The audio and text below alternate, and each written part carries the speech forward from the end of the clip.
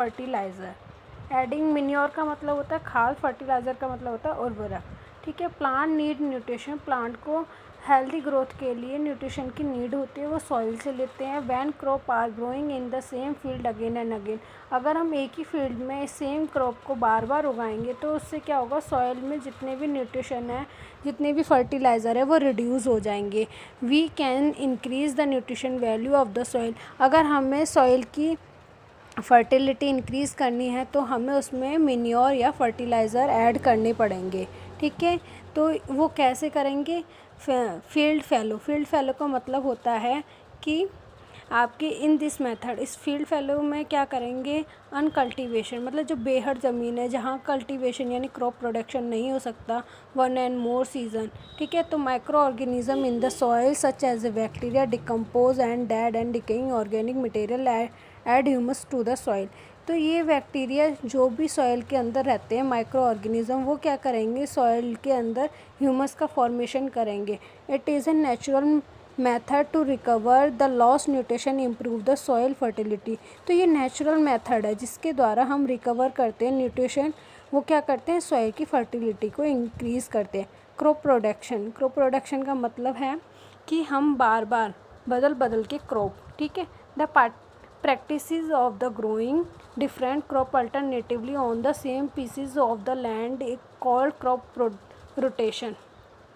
मतलब इसका ये है कि जब हम डिफरेंट टाइप की क्रॉप को, ठीक है, अल्टरनेटिवली क्या करते हैं, सेम लैंड में क्रॉप रोटेशन कराते हैं। जैसे लेग्यूमिनस प्लांट के साथ क्रियल्स को ऐड कर देते हैं। ठीक है।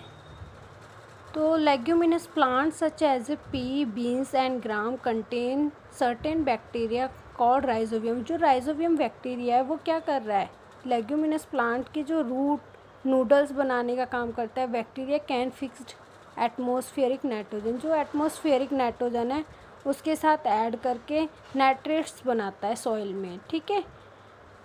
इम्प्रूविंग द सॉइल फर्टिलिटी, इससे क्या होता है, सॉइल फर्टिलिटी इंक्रीज होती है। Farmer are again encouraged to use the method to improve their yield। तो इससे उनकी जो किसानों के खेत हैं उनमें क्या होता है, जो खेत हैं वो इम्प्रूव हो जाते हैं, फर्टिलिटी इंक्रीज़ हो जाती है सॉइल की। तो फर्टिलिटी इंक्रीज़ होने के बाद क्या होगा, वो न्यूट्रिशन उस सॉइल में मिल जाएंगे। इम्प्रूव द न्यूट्रिशन आया है ना यहाँ पे, fertility of the soil nutrition can be added by the soil adding मिन्योर।